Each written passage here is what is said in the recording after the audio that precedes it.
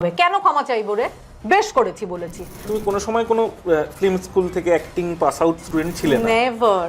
Film ইন্ডাস্ট্রির বাইরে কি বললো আমার তাতে কিছু আসা যায় না। এই সাহসটা একমাত্র আমিই দেখিয়েছি। My mother was never judgmental যে আমি বাচ্চাটাকে নিয়ে গেছি ও পেকে যাবে। I went through such a tough and bitter time. I know cinema, I understand cinema. ছেলেরা বদলায় না, কিন্তু মেয়েরা চায় বিয়ের পর যে ছেলেটাকে বদলে দেবো। আমরা দুজনেই পারভার্ট, সেই জন্য আমরা এত ভালো ছবি বানিয়ে। সম্পর্ক না শুরু হয় একরকম ভাবে, কিন্তু তারপরে খুব আগলি হয়ে যায়। আমার মা, আমার বাবা, ও আমার কাকা, অল ইলিউশন। হ্যাঁ, একাই। কোনো সময় নিজের বেডরুমে এসে একা কেঁদেছো? হ্যাঁ হ্যাঁ, আমি মুডি। এটা দাও, ওটা দাও, সেটা দাও, ঠিক আছে ঠিক আসবে। যে আর যদি না আসে, ঠিক আছে, আইল ফাইট ফর ইট। একটা মানুষের জীবন বোধ না থাকলে না তার সাথে কথা বলা যায় না। যাতে পয়সা নেই তারা কি স্পিরিচুয়াল না? তো আমার কাছে স্পিরিচুয়ালটা এটাই যে আই এম ভেরি ইনোসেন্ট। আর ওই প্যাঁচালো ঘোচালো করছি এ করছি, ভগবান সেখানে খুব একটা থাকেন না, চঞ্চল হয়ে যায়। ড্রাঙ্ক অবস্থায় বাড়ি ফেরা এগুলোকে তুমি সাপোর্ট করছো? হ্যাঁ, করুক। যদি আমার খুব বড়লোক বাপ মা না থাকে, আমাকে নিজে নিজে চালাতে হয়, তাহলে টনটনে জ্ঞান থাকে। বস কাজ করব, অভিনয় করব, নাকি চটি চাটবো? This industry is ruthless. এতক্ষণ আপনারা দেখেই নিয়েছেন আজকে আমার সাথে আমার সামনের সিটে গেস্টকে।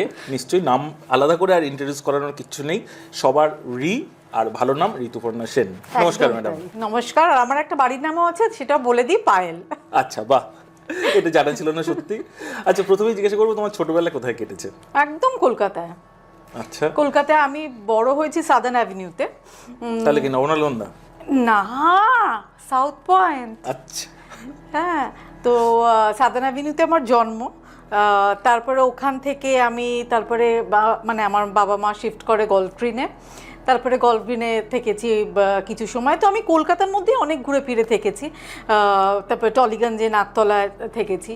সো এখন আমি ফাইনালি যেখানে থাকি, আপনারা কেউ আসবেন না, কিন্তু লেক গার্ডেন্স। ফাইন। তার মানে সেই সাউথ কলকাতা ছেড়ে তুমি বেরোতে পারছো না? একদম আমি বেরোতে যাই না, না। কিন্তু তুমি তো রীতিমতন মুম্বাই ঘুরে আসছো, মানে জোৎপাই আজকে তোমার কো-আর্টিস্ট। আচ্ছা, হ্যাঁ হ্যাঁ হ্যাঁ। মানে অবশ্যই মানে তোমার উল্টো দিকের কিন্তু একটা কলকাতা আমি খুব ভালোবাসি। আচ্ছা। হ্যাঁ, কলকাতার আর আমার যেটা মনে হয় যে আমি ঘরকুনো তো ডেফিনেটলি। বম্বেতে আমার খুব ভালো লাগে, lifestyle everything is very good, কাজকর্ম, ইটস ভেরি ইজি সিটি। কিন্তু কলকাতার যে একটা ভাত ঘুম, তারপরে ধরো একটু ভালো খাওয়া দাওয়া, এই এই লাক্সারিগুলো আমার চাই। বাহ। মায়ের সাথে ছোটবেলায় সিনেমা দেখতে গিয়েই কি সিনেমার প্রেমে পড়ো? একদম। এটা কিন্তু কমপ্লিটলি মার জন্য হয়েছে। একটু যদি বলো আমাদের অডিয়েন্সকে।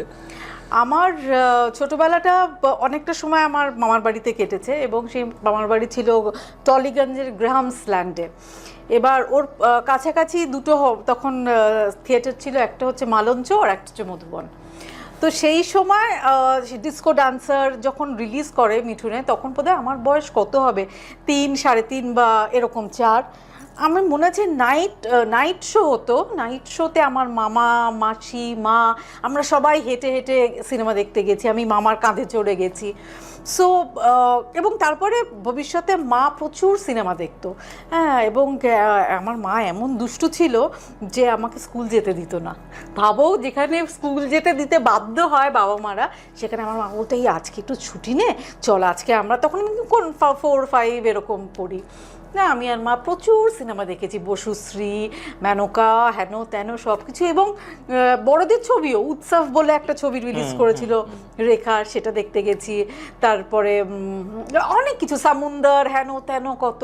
তো সেইটা কিন্তু আমার মার, যেটা আমার খুব ভালো লাগে, যে my mother was never judgmental যে আমি বাচ্চাটাকে নিয়ে গেছি ও পেকে যাবে। আবার সত্যি মানে উৎসবের মতন কন্টেন্ট দেখাচ্ছে পাশে বসিয়ে, মানে হ্যাঁ, আমার মা ভুলাক্কার টাইপের ছিল, সেও দেখছে হাঁ করে, আমিও দেখছি। এবং সেইখান থেকে পরবর্তীকালে আমার একটা রোম্যান্টিসিজম গ্রো করেছে অ্যাজ এ পার্সন, এবং রোম্যান্স টুয়ার্ডস সিনেমা। তো সেই জন্য I am very lucky to have a mother like my mother. Fine. 2003 থেকে মডেলিং এর শুরু, 2009 এসে সিরিয়াল। তো এতটা গ্যাপ কেন সিরিয়ালে আসতে? তাই এতটা হয়েছিল? না না না, 2000, হ্যাঁ অ্যাকচুয়ালি দেখো, তখন যখন শুরু করি তখন মডেলিং হিসেবে প্রিন্ট, মানে মডেলিংটাও যদি আমাদের একটু বলো, মানে কি তখন র্যাম্প করতে নাকি কোনো? নেভার। আমি তো, আমার হাইট কোনোদিন খুব একটা র্যাম্পের জন্য ছিল না, বাট কলকাতায় সেটা ম্যাটারও করতো না। জাস্ট মানে ইট ওয়াজ ইন মাই ডেস্টিনি বলা যেতে পারে, যে আমার বন্ধুর বাড়িতে পার্টি হচ্ছিল, বার্থডে পার্টি হচ্ছিল। সো আমার বন্ধুরা বললো যে you are so good looking, তুমি মডেলিং করো না কেন? আর তখন আমার মনে হতো যে নতুন কেউ কিছু একটা বললেই সেটা ট্রাই করতে হবে। তো তখন একটাই ইয়ে ছিল, স্টুডিও ছিল, সেটা হচ্ছে আর শিশি স্টুডিও, বুঝেছো? সেখানে সবাই পোর্টফোলিও হতো। বললাম যাই, মাকে নিয়ে, সেই আমার মাই ছিল, বললাম চলো। মা বললো চল দেখি কি হয়। তো এখনো মনে পড়ে মানে কটা ছবি তুলেছিলে বা কি রকম পোজে তুলেছিলে? বাবা হ্যাঁ, কি কিন্তু সেই ছবিগুলো সত্যি একটাও কি হার্ড কপি তার আছে? ইস, আমরা তো আমাদের টাইমলাইনে শেয়ার করতে পারতাম। সত্যি সত্যি, কিন্তু খুব অদ্ভুত একটা সারিয়াল একটা জগৎ। তো সেখানে গেলাম এবং আমার মনে আছে আমি আর মা দাঁড়িয়ে আছি, ভদ্রলোকের সঙ্গে দেখা করবো, অরুণদা। তো অরুণদা বললো তোমাকে এত সুন্দর দেখতে, তুমি একটা কাজ করো, তুমি কালকে এসো, কালকে তোমাকে আমি একটা অ্যাসাইনমেন্ট দেবো, হ্যাঁ, তোমাকে এখন ছবি টবি তুলতে হবে না, পরে এসব ভাবা যাবে। তো দ্যাট ওয়াজ আ সানডে। সেখান থেকেই যেখানে আকাশ নীল, সেখান থেকেই এখানে আকাশ নীলটা অনেক আমি পরে শুরু করি। আমার ফার্স্ট সিরিয়াল ছিল তিথির অতিথি, আচ্ছা, যিশুদার ডিরেকশনে। তো ওইভাবে সিরিয়ালটা শুরু করি, কিন্তু serial was very tough those days. কেন? হ্যাঁ, কারণ অতক্ষণ ওয়েট করা, এবং তখন non AC floor, non AC, তখন এসি কোথায়, কোনো মেকআপ রুমও ছিল না, কিন্তু আনন্দ ছিল, এটুকু বলতে পারি। লোকজন অনেক ক্লিয়ার ছিল। সেই সময়টা কাছ থেকে কাদেরকে দেখেছো যারা আজকে সাংঘাতিক উঁচু জায়গায় পৌঁছেছে? টিটোদা, দীপঙ্কর দে, মমতা শঙ্কর, চিত্রা সেন, তারপরে তোমার দ্বিজেন দা, বিপ্লব দা, এদের সবাইকে দেখেছি। এবং একসঙ্গে সবাই মিলেমিশে থাকতাম আমরা। একটাই মেকআপ রুম ছিল, তার মধ্যে হয়তো ওনারা কেউ সিগারেট খাচ্ছেন, কেউ গল্প করছেন। অদ্ভুত, মানে তখন অনেক সরল ছিল ব্যাপারটা, অনেক অনেক ইজি ছিল। এরকম মেকআপ রুম পলিটিক্স ছিল না যে ও কী করছে। এবং আমি সত্যি কোনোদিন বিচ করতে দেখিনি কাউকে, কাউকে গসিপ করতে দেখিনি। সবাই হা হা হি হি করতো, মজা করতো, কিন্তু আমি কোনোদিন দেখিনি ও কি কাজ করছে, ও অমুক, ওর চরিত্র অমুক, ও অমুক। I have never heard that. তার মানে তুমি কোনো সময় কোনো ফিল্ম স্কুল থেকে অ্যাক্টিং পাস আউট স্টুডেন্ট ছিলে না? নেভার। তাহলে মানে নিজে থেকেই শিখেছো জিনিসটা? একদম, মানে হাতে কলমে যেটাকে বলে। গুরু হিসেবে কাকে মানো ফ্লোরে? গুরু হিসেবে আমি কাউকে মানি না। গুরু হিসেবে আমি আমার মাকে মানি, এবং আমি আমার নিজের ভেতরে যে সত্তাটা আছে এবং তাকে আমি মানি। কারণ আমার মা চিরকাল আমাকে সাপোর্ট করেছে, এমন না যে প্রচুর প্রশংসা করেছে, কিন্তু একটা পিলার ছিল। মাও দেখতো তো সিরিয়ালগুলো রেগুলার? হ্যাঁ, কিন্তু কোনোদিন মা কিন্তু প্রশংসা করেনি যে কি ভালো করলি, কি সবসময় বলতো যে পায়েল আরও কিন্তু ভালো করতে হবে, আরও কিন্তু ভালো করতে হবে। সো ওইটা আমার, এবং শি ওয়াজ ভেরি লিবারেল। তখনকার দিনে আমি যেরকম মডেলিং করেছি, যে প্রিন্ট মডেলিং, সেখানে শর্ট স্কার্ট পরলাম, কি টিউব ড্রেস পরলাম, কোনোদিন আমি দেখিনি যে আমার মা আমাকে তার জন্য বকেছে বা প্রচণ্ড গালিগালাজ করেছে বা কিছু। She was very supportive. তো সেই জন্য আমি আমার মাকে গুরু মানি, এবং কি বলবো, নিজের অ্যাডাপ্টেবিলিটিকেও আমি কোথাও একটা আমি রেসপেক্ট করি, যে অনেক কিছুর মধ্যে দিয়ে গেছি জীবনে।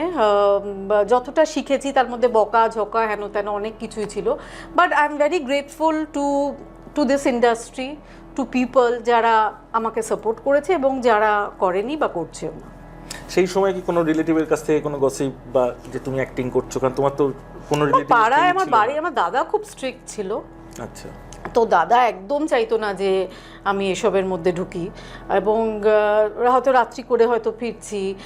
তখন তো এরকম ওপেন ইয়েটা ছিল না, সোসাইটি এরকম ছিল না যে মেয়ে গান গাইছে বা টিভিতে দেখছি, আরে বাবা দারুণ ব্যাপার। তো ওই একটা স্ট্রাগল ছিল যে আমাকে দেখাতে হবে যে আমি যেটা প্রুফ করতে হবে যে আমি যেটা করছি সেটা লিগাল, সেটা সঠিক, সেটার মধ্যে কোনো মানে উল্টোপাল্টা কিছু নেই।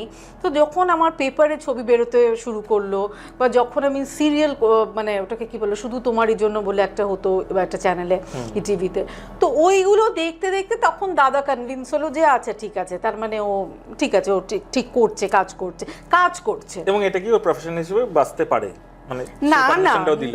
না না পারমিশন কেউ দেয়নি, আমাকে জ্বালিয়েছে আমার দাদা স্পেশালি, যে এটা কি করছে, কেন করছে, কারণ আমি তারপরে মোবাইল ইউজ করতে শুরু করলাম। তো সেগুলো আমার দাদার কোনোদিন মোবাইল অনেক বছর অবধি সে মোবাইল ইউজ করেনি, বোন হঠাৎ মোবাইল ইউজ করছে এসব।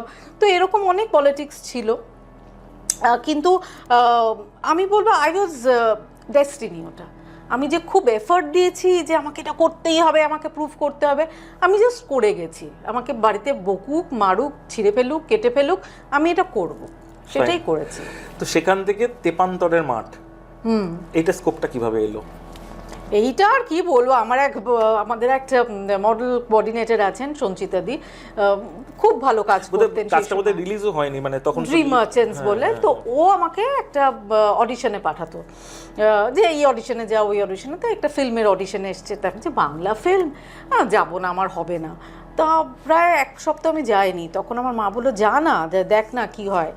তো আই জাস্ট ওয়েন্ট, এবং আমি ভেবেছি বাংলা সিনেমা হবে, বাংলা সিনেমা যেমন বাংলা সিনেমা। আমি কি করে বুঝবো যে it's an art film, it's a dogma, this and that. So that's how I got into কিউজ ওয়ার্ল্ড অফ সিনেমা। না, সে তো অনেক পরে, অনেক পরে। তেপান্তরের মাঠে দিয়ে আমাদের জার্নি শুরু হলো, কারণ কিউয়েরও ওটা ফার্স্ট ছবি ছিল, আমারও ফার্স্ট ছবি, এবং আমি ভেবেছিলাম যে বাংলা ছবি রিলিজ করবে, এই হবে সেই হবে। কিন্তু করতে গিয়ে প্রচণ্ড আনন্দ হচ্ছিল, কারণ একদম অন্যরকম ছিল ছবিটা। It's about a fairy tale, ঠাকুমার ঝুলির একটা। তাহলে সুব্রত সেনের যে ছবিটা করেছিল সেটা কি এর আগের ফেজে না ইন সুব্রত বিটুইন? সেনের আমি কোনো ছবি করিনি কিন্তু। আচ্ছা। সুব্রত সেন আমার খুব ভালো বন্ধু, ভীষণ ভালো বন্ধু। একটা টাইমে যখন মনে হচ্ছিল জীবনে কিচ্ছু হচ্ছে না, হি ওয়াজ অলওয়েজ দেয়ার। এবং সুব্রত সেনের একটা কিলার সেন্স অফ হিউমার আছে, যেটা আমার ভীষণ ভালো লাগে। ফাইন। তো তেপান্তর মাঠের পরেই গান্ডু? না না, তারপরে কি অনেক ডকুমেন্টারি বানিয়েছে, মিউজিক্যাল ডকুমেন্টারি, লে পচা বলে, মিউজিক ভিডিও করেছে প্রচুর। তারপরে অনেক দিন ছবি করেনি, ও শ্রীলঙ্কা ফিরে গেছিল, ওখানে চাকরি করছিল। তারপরে ফিরে এসে ও ওভারডোজ, যে আমাদের যে কোম্পানিটা সে সময় ছিল সেটা ফর্ম করলো। তো তারপরে অনেক বছর, আই থিঙ্ক আমার মনে নেই, গান্ডু তো 10 বছর হবে। তো তারপরে একটা টাইমে আমরা, he was the director, that's his brain child. তো ও তখন বললো যে এরকম একটা ছবি করতে চাই। তা আমাদের সেই সময় যেসব বন্ধু বান্ধব, আমাদের যে টিমটা ছিল, তা আমরা ঝাঁপিয়ে পড়লাম।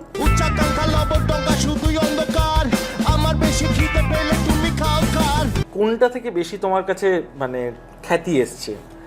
মানে গান্ডু থেকে এসছে নাকি তারপরে তাসের দেশ থেকে এসছে? সব প্রত্যেকটা থেকে। এটা কেউ ছুতে পারবে না। হ্যাঁ, মানে যতগুলো এখন ওয়েব সিরিজ হচ্ছে, যেগুলো সফট পর্নি আমি বলবো, হ্যাঁ, সুরসুরি দেবা, তারা সে যতই বানাক এবং তারা যে যতই অভিনয় করুক, একদমই সেই কালটা আসে না কোনোদিনও। কালটা দেখো, একটা কথা বলি, as a film maker Q is amazing. ওর টেকনিক্যাল জিনিস, ওর ক্যামেরা সেন্স, ওর এডিটিং, এইগুলো তো দারুণ। কোন না, তবু একটা মানুষের তো ইউএসপি হয়, মানে তো কিউ এর কোন দিকটা ইউএসপি বেশি ছিল? ক্যামেরা অ্যাঙ্গেল নাকি স্টোরি টেলিং নাকি লেখা? His brain, that's his USP. He can write well, he can sing well, he can design well. এবং আমরা সেই সময় আমাদের কোনো প্রডিউসার ছিল না, ও নিজেই প্রডিউস করেছে, এবং আমরা আর আনন্দ করে দারুণ মজা করে ছবিটা করেছি। তাতে অনেক কার্টুন লোকজন, তাদের হয়তো পছন্দ না, তাদেরকে আমি বলতে চাই যে ফটো তোমরা, কিন্তু আমরা আমাদের মজা করে একটা সিনেমা বানিয়েছি, যেটা 10 বছর হয়ে গেছে এবং আরও অনেক বছর যাবে, লোকে ভুলতে পারবে না। একটা কাল্ট, মানে যেটা ইনফ্যাক্ট আমি যদি একটুখানি এটা দেখে বলি, সেটা হচ্ছে 2012-তে 9ই আগস্ট জিতে একটা তোমার সম্বন্ধে আর্টিকেল বেরোয় কসমিক সেক্সের অ্যাওয়ার্ড পাওয়ার পরে। তুমি যেটা অ্যাওয়ার্ড পেয়েছিলে, যে Rii Sen, who won the best actress award on Osian for the bold act in Cosmic Sex, says sexuality is a cult for her and she wants to push it to the borderline in cinema. সেই সময়টা ওরকম ছিল। হ্যাঁ, তখন এত তো broom হয়নি ইন্টারনেটের, এবং এত মানুষ ফালতু কথা বলতো না। হ্যাঁ, তো সেই জন্য আমার মনে হয়েছিল যে আমি অনেকটা দূর আমি এই কাজটা করতে পারি। এবং আমাকে অনেকেই বলেছিল, এই তুমি বম্বে চলে গেলে না কেন? But I wanted to act in my language, in Bangla. এবং এবং এত দারুণ দারুণ সেই সময় ফিল্ম মেকার ছিল, এখনও তো তারা আছে। আমি তাদের সঙ্গে কাজ করতাম, তারা তখন কলকাতায় ছিল, সেটা অমিতাভ চক্রবর্তী হোক বা কিউ হোক বা শ্যামল কর্মকার হোক বা সুব্রত সেন হোক, এদের সাথে আমি কাজ করতে খুব পছন্দ করতাম। ফাইন। তো আবার তুমি 2019-এ বলছো যে আমার কসমিক সেক্স ছবিটা করা উচিত হয়নি, মানে এই পরিবর্তনটা কেন হলো? কারণ লোকজন মানে I went through such a tough and bitter time, মানে স্টিল নাও। এই লড়াইয়ে তুমি শামিল হলে আজ। দেখো, যারা ফিল্ম ইন্ডাস্ট্রির বাইরে কি বললো আমার তাতে কিছু আসা যায় না, তারা সিনেমাটা বোঝে না এবং খুব স্বাভাবিক, তাদের পক্ষে সিনেমাটা বোঝাটাও খুব টাফ। সেই জন্য তারা ওই সেক্সুয়াল পার্টটাতেই তারা ফোকাস করেছে, তারা আর সব কিছু তাদের নেগেট করে দিয়েছে ওই পার্টটাই। কিন্তু যারা ফিল্মের লোকজন, যারা আমাকে কাজ দেয়নি বা কাজ দিচ্ছে না বা হয়তো তারা দেবে না, তারা কি করে এটা করে? তারা তো ফিল্মের লোক, তারা তো নন্দনে গিয়ে ছবি দেখে, তারা তো এবং তারা আজকে পরমা করলে তো রাখি গুলজারকে খারাপ বলছে না। না, কারণ রাখি গুলজার তো এরকম এই সাহসটা তো কেউ দেখাতে পারেনি, এই সাহসটা একমাত্র আমিই দেখিয়েছি, তো সেই জন্য বাঁশও খাচ্ছি। এবং না, একদমই না। আজকে সত্যি কথা বলতে কি গর্ব হয় যে কলকাতার বোধহয় তুমি একমাত্র অ্যাক্ট্রেস যার সবচেয়ে বেশি নাম্বার অফ ছবি নেটফ্লিক্সে আছে। দেখো, একটা শহরে তো কিছু দুষ্টু লোকও থাকা উচিত। আজকে যদি সোনার কেল্লায় মন্দার বোস না থাকতো, তারা ভ্যানিশ হয়ে যায়। হ্যাঁ, তো কারা দুষ্টু লোকেরা? না, দুষ্টু বলতে কিন্তু একটা কথা বলি, দেখো একটা ক্লাসে তুমি যখন কোনো ইনস্টিটিউশনে স্কুলে একটা ক্লাসে দেখবে খুব দুষ্টু ছেলে মেয়ে আছে, কিন্তু তারা পড়াশোনায় দারুণ, সেই জন্য টিচার তাদের কিছু বলতে পারে না। এরকম অনেক আমার বন্ধু ছিল যারা ভীষণ দুষ্টু কিন্তু ব্রিলিয়েন্ট স্টুডেন্ট, তো আমিও সেটাকে তাই মনে করি। তো এখন রিকে হয়তো কেউ ভাবে প্রচণ্ড বোল, প্রচণ্ড অমুক তমুক, কিন্তু I know cinema, I understand cinema. আমি জানি আমাকে কোন লাইটটাতে আমাকে ভালো লাগে, কোন ক্যামেরাটাতে আমাকে ভালো লাগবে, এবং my passion for cinema is amazing. হ্যাঁ, সেটা এখানে কারণ নেই। হ্যাঁ, তো সেই জন্য আমার মনে হয় যে 2019-এ আমি যেটা বলেছি যে আমি আর প্রুফ করতে করতে আমি ক্লান্ত হয়ে গেছি লোকের কাছে, যে এইটা সিনেমা বস, এইটা আর কিছু না, বেরিয়ে এসো। আমাকে অনেকে এরকমও বলেছে যে সিরিয়াল করতে গিয়ে, রিদি তুমি গান্ডুর পর তোমাকে সিরিয়ালে দেখছি, মানে আমি না বুঝতে পারছিলাম কারণটা কি। বেচারা, তার কিন্তু কোনো দোষ নেই, কারণ সে ভাবতে পারছে না যে ওই মেয়েটাকেই এই মেয়েটা মানে এরকম হয়েছে। বাট আমার পক্ষে ভালো এই সার্ভিয়ালিজম, এই যে লোকের মধ্যে একটাখানি দ্বিধা দ্বন্দ্ব, রাগ, অমুক থাক, এটা থাকা ভালো। ফাইন, তুমি কফি নাও প্লিজ। Oh yes. আচ্ছা, এবার একটু বলো, কৌশিক মুখার্জি অর্থাৎ কিউ, তো তার তুমি খুব কাছের মানুষ ছিলে, বন্ধু বলো যাই হোক, তো সেগুলো তোমার মুখ থেকে শুনতে চাইছি। তো আগে বলো, তিনি নামটা পরিবর্তন করে কিউ হলেন কেন? কৌশিক চিরকালই ওর একটা আলাদা একটা মানে কি বলবো, ওর মাথা অন্যভাবে কাজ করে। ও ঠিক নর্মালি আমি ভাত খাচ্ছি, ও ভাতটাকে একটা অন্যরকম কিছু একটা নাম দেবে, মানে নর্মালের উল্টো ওয়ার্ডটা তো আমরা অ্যাবনর্মাল জানি। অ্যাবনর্মাল, একদম তাই না, তাহলে এটা পুরো সেন্টেন্সে বলো আমার যাতে রিলস বের হয়। হ্যাঁ, মানে কিউ একজন অ্যাবনর্মাল, এটা বলো। আমিও অ্যাবনর্মাল, কিউ অ্যাবনর্মাল, আমিও অ্যাবনর্মাল, নর্মাল তো নই আমরা। হ্যাঁ, তো সেই জন্য আমার নামটা যে রি দেওয়া, সেটা তো ওরই দেওয়া। ওর সব ঋতুপর্ণা, কৌশিক, ও বলতো যে সাউথ পয়েন্টে আমরা দুজনেই পড়তাম, এবং ও বলতো যে এই ক্লাসে 10টা কৌশিক আছে, হ্যাঁ ঋতুপর্ণা 5টা আছে, ভাল লাগছে না তোকে এভাবে ডাকতে, রি।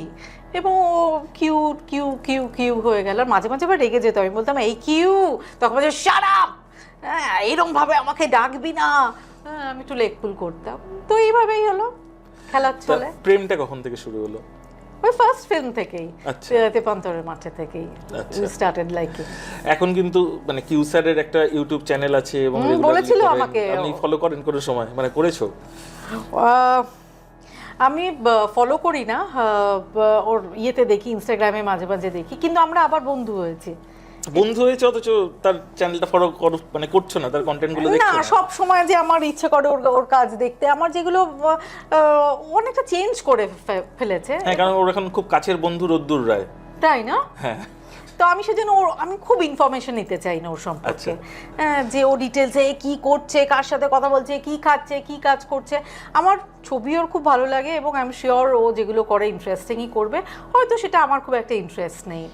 কিউ এর সাথে তো করা 4টে ছবি, তো লুডো বলো বা যেটাই বলো, তুমি র্যাঙ্কিং ওয়াইজ আমাকে একটু সাজিয়ে বলো না, যে আমার কোনটাকে 1-এ রাখবে, কোনটাকে 2-এ রাখবে, ক্যাটাগরি ওয়াইজ। 1-এ রাখবো তাসের দেশ। তার মানে তোমাদের জাত নেই, কুল নেই, গোত্র নেই, নেই, জাত নেই, গোষ্ঠী নেই। দেন মানে আমার পারফরমেন্স ওয়াইজ বলছি, 2-এ রাখবো লুডো। কিন্তু লুডোতে তো ইনফ্যাক্ট প্রথম থেকে তুমি ছিলে না, তুমি ইন্টারভ্যালের পরে এসেছো, বাট যতটা এসেছো সাংঘাতিক হয়েছে, আমার যা খাটনি হয়েছে। ওখানে প্রস্থেটিক ছিল কিছু প্রচন্ড, যে এসেছিল সে বোধহয় বেলজিয়াম থেকে এসেছিল ছেলেটি প্রস্থেটিকের, ও আর ওর কি ভালো, ও আর ওর আর একটা মেয়ে, দুজনে কি দারুণ, তারও আমি লেগ পুল করেছি, বলেছি তোমাকে আমি বিয়ে করবো এই প্রস্থেটিকের ওই ছেলেটাকে। সে বিশ্বাসও করে ফেলেছিল, কিন্তু খুব সিরিয়াস, কাজের সম্পর্কেও খুব সিরিয়াস। এবং এই লুডো করার পর আমার টাইফয়েড হয়ে যায়। আচ্ছা, হ্যাঁ, এটা তো বোধহয় মুম্বাইয়ে শুট হয়েছিল। না না, কলকাতা, পুরুলিয়া, কলকাতার মলেই হয়েছিল। হ্যাঁ, কারণ এতই প্রস্থেটিকের ব্লাড খেয়েছি, হ্যাঁ, এবং কোথায় বমি করেছি সেই বমিটাই আবার খেয়েছি, কি করেছি আমি জানি না তখন ক্যারেক্টারের মধ্যে। তারপরে এরকম হয়েছে যে প্রত্যেকটা সিনেমা করার পর আমার একটা রেশ থেকে গেছে।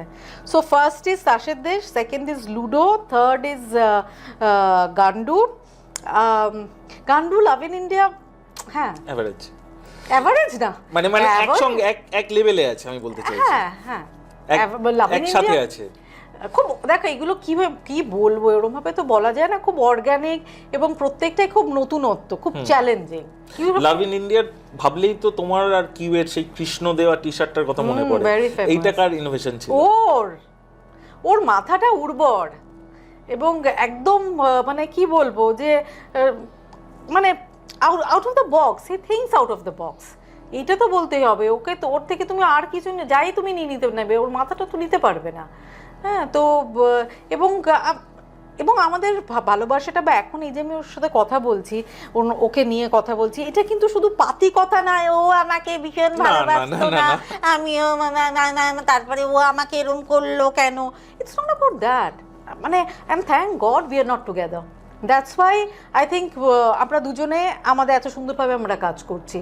কিন্তু তোমাদের এই বন্ডিংটা যদি আরো থাকতো অন্তত 10 বছর বা 8 বছর, তাহলে তো আমরা আরো কিছু কাল্ট সিনেমা পেতাম না। বাবা ব্লক হয়ে গেছিল আমার দিক থেকেও তাই, এবং ওরও একটা প্রেশার, একটা ফিল্ম মেকারের খুব প্রেশার থাকে, এক পুরুষ মানুষের জীবনে অনেক প্রেশার থাকে আমার মনে হয়, যে তাকে প্রুফ করতে হবে, এই একটার পর একটা ছবি বানাতে হবে। তো ওই যে ও গ্যাপটা নিয়েছিল, যে গোয়াতে গিয়ে সেটেল করা, অন্য একটা প্রেম করা, হ্যাঁ, অন্য লাইফস্টাইল লিভ করা, সো ওটা ওরও দরকার ছিল এবং আমারও দরকার ছিল যে আমি নিজের পরিচয় বাঁচতে চাই, আমি ইন্ডিপেন্ডেন্টলি কাজ করি, আমি নিজে রোজগার করি, এটা দরকার ছিল। মানে এটার জন্য কি মানুষের সাইকোলজিক্যালিও বলছো যে এই যে একটা শরীরকে নিয়ে সারা জীবন সত্যি থাকা যায় না? যায় না তো, দেখতেই তো পাচ্ছ। তাহলে বিয়ে করে মানুষ থাকছে কি করে 50 বছর? যারা থাকছে ওটা অভ্যেস, কারণ হয়তো দেখো তাদের কোথাও তারা ভয় পায় যে ডিভোর্স হয়ে গেলে তাদের প্রচুর কমপ্লিকেশনস থাকে, মানে অনেক কিছু মানিয়ে নেয়, বলছো মানিয়ে নিতে হবে। এটা আমাকে অনেকবার বলেছিল যে মানিয়ে নাও, কিন্তু ভালোবাসার মানুষ বদলে যায় বা যেতে পারে, এটাই স্বাভাবিক। বদলাবেই, ছেলেরা বদলায় না, কিন্তু মেয়েরা চায় বিয়ের পর যে ছেলেটাকে বদলে দেব, এবং সেখানেই ক্ল্যাশটা হয়, কারণ ছেলেরা যেরকম আগে ছিল বিয়ের পরও সেরকম থাকে, কিন্তু একটা মেয়ের তো অনেক চেঞ্জ হয়। হ্যাঁ, সেভাবে আমি তাকে বদলে দেব, আমার স্বামীকে এমন বদলে দেব, বিয়েই বদলে গেছে, সো এরকম হয়। আচ্ছা, একটা একটু আনসেন্সার্ড কথা জিজ্ঞাসা করবো, তুমি চাইলে এর উত্তর নাও দিতে পারো। সেটা হচ্ছে কিউ স্যারই বলছি, তো ওনার ছবি দেখলেই তো মনে হয় ওনার মধ্যে একটা পারভার্সন আছে। কোনো সময় কোনো রকম ওই বিপ ওই রিলেটেড কোনো পারভার্সন তুমি ফিল করেছো বা ফেস করেছো? আমরা দুজনেই পারভার্ট, সেই জন্য আমরা এত ভালো ছবি বানিয়েছি, এবং আমাদের গ্রুপে যে বন্ধুরা ছিল তারাও পারভার্সন না থাকলে হয় না বস। যে কোনো ডিরেক্টর হোক, যে কোনো আমরা আর্টিস্টও পারভার্ট হব না? পিকাসো পারভার্ট ছিল না? বব ডিলান পারভার্ট ছিল না? মিক জ্যাগার পারভার্ট ছিল না? কি বলছো, ফ্রিডা কালো পারভার্ট ছিল না? তাহলে মাস্টারপিস হবে কোথা থেকে? রেনেসা যারাই এগুলো করেছে, পারভার্সন ইজ মানে সেটা যদি কাজে কাজে লাগানো হয়, কে বারবার দেখতে চায় ওই একান্নবর্তী পরিবার, সেখানে সবাই খুব ভুগছে, খুব দুস্থ। আই হেট ইট। আরে কয়েকটা অন্যরকমও ছবি হোক, কলকাতায় চিনো যে কয়েকটা দুষ্টু লোকও থাকে, বস বাবা ও তো গান্ডু বানিয়েছে, আরে ও তো কসমিক সেক্স করেছে, হ্যাঁ ও তো অমুক করেছে, তাদের দিয়েও পরিচিতি হোক। বাংলাতেও ক্যালিগুলার মতন ছবি দরকার। ক্যালিগুলো দেখো, আমি কোনো এক্সাম্পল করছি না যে আমাকেও কিউ দেখিয়েছে, আমি ক্যালিগুলো নিতে পারিনি, হ্যাঁ ওরে বাবা রে এই বলে আমি অন্য ঘরে পালিয়ে গেছি। তো আমাকে তারপরে খুব অপমান করেছে, বলছে এই তুই ফিল্মের লোক, এই হিসাবে না আমি নিতে পারিনি বস। হ্যাঁ ক্যালিগুলোই বানাতে হবে তা না, কিন্তু তাদের একটা নিজের আইডেন্টিটি নিয়ে একটা একটা বোল্ড পদক্ষেপ নিক। কদিন আগেই আমাদের যিনি প্রসেনজিৎ চ্যাটার্জি একটা কথা বলেছে যে আমি বাংলায়, why are you talking in Bangla, what's the problem in that? তাতে ট্রোল করা শুরু হয়ে গেছে। তাহলে মানুষের এবং আরো মজার বিষয় হচ্ছে জায়গাটা মুম্বাই, কন্টেন্টটা হিন্দি, হ্যাঁ সব কোয়ার্টিস্টরা হিন্দি ভাষী, সেখানে হঠাৎ করে আমি বাংলায় বলতে যাবো কেন? কেউই তো বুঝবে না মানেটা। তিনি তো ঠিকই বলেছেন যে ভাই টকিং ইন বাংলা, ব্যাস তার পেছনে লেগে আপনি এক্ষুনি এসে বাধ্য হয়েছে ক্ষমা চাইতে। খুব খারাপ। আরে খুব খারাপ। মানুষের সাহস, মানে আমি বললাম এই জন্য না মানুষের সাহস কমে গেছে, যে আর তার নিজস্বতা বলতে আর কিছু নেই, সবসময় ক্ষমা চাইতে হবে। কেন ক্ষমা চাইবো রে? বেশ করেছি বলেছি। আমি তো, আমার মনে আছে আমার একটা ফ্রেঞ্চ বান্ধবী একটা ছিল, একটা গ্রুপ ছিল, আমি তখন ভালো ইংলিশ বলতে পারতাম না, আমি বাংলায় কথা বলছি, হঠাৎ কেউ আমাকে বলে যে তুই বাংলা কেন কথা বলছিস, ইংলিশে কথা বল। আমার খুব আঁতে লেগেছিল, কিন্তু ওই আঁতে লাগাটাতেই পরে আমি ভেবেছিলাম যে না ঠিকই বলেছে, এবং মাই ডিকশন, মাই ইংলিশ ইমপ্রুভড। কি ভুল বলেছে এই আর কি। তো তারপরে এই কিউ স্যারের সঙ্গে ব্রেকআপ কবে হলো অফিশিয়ালি? 2015। আচ্ছা, মানে তার কারণটা কি তোমার দিক থেকে নাকি তার দিক? দুজনেই দেখো একটা কথা বলি, মিউচুয়ালি না, আমি চেয়েছিলাম যে আমাদের প্রেমটা থাকুক, কারণ আমি খুব ডিপেন্ডেন্ট ছিলাম প্রেমের, মানে ইমোশনালি, মনিটারিলি, সব দিক থেকে। কিন্তু ও চাইছিল, কারণ আমার মানে আমি এটা দেখেছি যে সম্পর্ক না শুরু হয় একরকমভাবে, কিন্তু তারপরে খুব আগলি হয়ে যায়। সে যে যত ম্যাচিওরিটি থাক, যাই থাক, কিন্তু at least he took the step to say that no, I don't want to be a part of it. এবং তখন হয়তো আমার 1 বছর আমার খুব যে জীবনে নেগেটিভিটি ছিল, বা তার হয়তো বেশিই ছিল, কিন্তু তারপরে আস্তে আস্তে বুঝেছি যে actually it's better to separate rather than to live and মারপিট করছি, ঝগড়া করছি, অশান্তিতে বাঁচা যায় না বস। আমি অশান্তি চাই না। অ্যাজ অ্যান আর্টিস্ট হিসেবে আমি পারফর্ম করতে পারছিলাম না, ও পারছিল না। এবং আমার মনে হয় যে তুমি যদি বাড়িটাতে যেহেতু আমি একা থাকি, এটাও একটা লোকের কাছে খুব প্রবলেম, বাবা একা থাকে। শোনো, একা ইন্ডিপেন্ডেন্ট মেয়েকে খুব একটা পছন্দ না। আমি একদম এই টপিকটাতেই আসছি, সেটা হচ্ছে জানো তো, এই যে কাঁকড়া বলো বা শামুক বলো, এরা উপরে একটা সেল তৈরি করে, কারণ এরা কিছুটা ইনসিকিউরিটিতে থাকে এবং এদের বডিটাও খুব সফট। তো আমি যতটা তোমার সঙ্গে চিনেছি বা তোমার সঙ্গে কাজ করে জেনেছি, তুমিও কিন্তু খুব ইমোশনাল, খুব একটা নরম, সফট, একদম ন্যাগিং টাইপ মিষ্টি মানুষ, কিন্তু তোমার উপরে একটা সেল তৈরি করে রেখেছো ইন্ডাস্ট্রির জন্য যে তুমি খুব কঠোর, তুমি খুব মুডি, তুমি খুব অ্যাগ্রেসিভ। এটা কেন? মানে এটাও কি একাকিত্ব থেকেই, যে এটা তোমাকে একটা প্রোটেকশন দিচ্ছে এক্সট্রা? প্রোটেকশন, দেখো প্রোটেকশন বলবো না, কিন্তু একটা মানুষের তো অনেক রকম রূপ থাকে, হ্যাঁ, এবং একা থাকতে গেলে কিছু কি বলবো তোমায়, কিছু জিনিস নিজেকে সাজিয়ে নিতে হয়, যে এগুলো আমার রুলস অ্যান্ড রেগুলেশন। এবং আমি সবার সাথে, আমার রাস্তার কুকুরটার সাথে আমি যেভাবে খেলি, আজকে আমি আমার ধরো একটা বন্ধুর সাথে নিশ্চয়ই আমি সেরকম ভালনারেবল হব না, বা বন্ধু না হোক বা অপরিচিত কারোর সাথে, কিন্তু আমার মধ্যে সবই আছে। আমি aggressive as a nature, because I am ruled by mass. I am very aggressive, I am very competitive, কিন্তু at the same time I am super kind, I am super chilled out, and I love to love people. এবং সেটা মানে সেজন্য আমি নিজেকে কিছুটা detach করে রাখার চেষ্টা করি, কারণ আমি এমন একজন মানুষ, তুমি যদি আমাকে বলো যে রাত্রি 3টের সময় ফোন করে যে আমি হয়তো কিছু একটা হয়েছে বা কিছু একটা চাই, আমি কিন্তু আপ্রাণ চেষ্টা করব। এবং আমি আগে এক্সপেক্ট করতাম যে অন্য মানুষটাও করবে, কিন্তু এখন আমার খুব ভালো লাগে যে আমি বুঝি যে I am alone, I am alone and that's a bonus. এই যে আমার মা, আমার বাবা, ও আমার কাকা, ও আমার জ্যাঠা, অল ইলিউশন, হ্যাঁ একাই। এবং আমি তাড়াতাড়ি বুঝে গেছি, লোকে একটু বেশি বয়সে বুঝবে, হ্যাঁ একটু বয়সকালে হয়তো তারা একা হয়ে যাবে, তখন হয়তো সাফার করবে, কিন্তু আমি সেটা করবো না। আমি জানি না, হয়তো আমার কাউকে ভালো লাগতে পারে, তার সাথে আমি থাকতেও পারি। কোনো সময় নিজের বেডরুমে এসে একা কেঁদেছো? হ্যাঁ হ্যাঁ। মন খারাপ থাকলে কি করো? মানে গান একটু শোনো কেঁদে নিই, বা যোগা করো? একটু কেঁদে নিই। জিমে গেলে তো আমি হ্যাঁ কাঁদলাম, কেঁদে তারপরে একটু লিপস্টিক পরে ফেললাম, আবার একটু সেজে গুজে নিলাম, আর প্রচুর বিস্কিট টিস্কিট নিয়ে রাস্তায় বেরিয়ে গেলাম, কুকুরগুলোর সাথে ফাটিয়ে খেললাম, তাদেরকে খাওয়ালাম, আদর টাদর করলাম, ওদেরও মারপিট করলাম, বাড়ি চলে আসলাম। তো তুমি নিজের ভাগ্যকে কতটা মানো? একের সময় ভীষণ রাগ হয়, মনে হয় ভাগ্যের থেকে এগিয়ে যাই, বা ভাগ্যকে বলি যে come on make it fast. আমি খুব ইমপেশেন্ট, মাঝে মাঝে মনে হয় যে come on do it, don't be so slow. হ্যাঁ, বাট ভাগ্য, আমি নিজেকে কি বলবো, am I lucky? Sometimes I feel when my fans tell me that Riddhi, you look like a goddess, your life is so amazing. So একটা সময় আমার নিজের পার্সপেক্টিভ থাকে না যে আমি কি, আমার লাইফটা কীরকম, কিন্তু তখন অন্য লোকজন কেউ বললে তখন আমার মনে হয় যে আমি একটু ভেতরে ইনওয়ার্ড জার্নি, অ্যাকচুয়ালি ঠিকঠাক যাচ্ছি না কি হচ্ছে। সো ঠিক আছে, ভাগ্য মানি, তার সঙ্গে নিজের হার্ডওয়ার্ক বা যাই হোক, নিজেকেও একটু পুশ করি, and the rest is okay, I just chill. আচ্ছা, আমাকে একটা জিনিস বলে, যে এমন হয় তো যে কোনো একটা প্লেস এখন পজিটিভ আছে, হয়তো 1-2 মাস পরে সেটা নেগেটিভে টার্ন করলো? হতেই পারে, মানে নেগেটিভ এন্টিটি আসতেই পারে এইভাবে? শুধু এন্টিটি না, মানে বিভিন্ন রকম কিছু হতে পারে। ইভিল আইয়ের জন্য একটা নেগেটিভিটি প্রজেক্ট হতে পারে। ধরো প্রচুর মানুষ আসছে, কার কি, সে কি ইন্টেনশন নিয়ে আসছে বা তার অরাতে সে কি ক্যারি করে আসছে, তার জন্যও কিন্তু অনেক সময় এফেক্টেড হয় আচ্ছা জায়গা। এবার আমরা এগুলো বুঝতে পারবো কি করে যে একটা প্লেস আস্তে আস্তে নেগেটিভে টার্ন করছে কিনা? প্রথমত তো তোমার ঢুকে সেই জায়গাটাতে আনকমফোর্টেবল ফিল হবে, আননোয়িংলি। মানে কেন হচ্ছে তুমি নিজে হয়তো বুঝতে পারছো না, কিন্তু তোমার একটা আনইজি ফিল হবে, আনকমফোর্টেবল লাগবে, একটা সাফোকেটিং একটা ব্যাপার লাগবে, যে ভালো লাগছে না এখানে, আগে তো এরকম ছিল না। আস্তে আস্তে ডাউনফল হওয়া শুরু হবে, কাজকর্ম কমে যাবে, এই জিনিসগুলো হবে।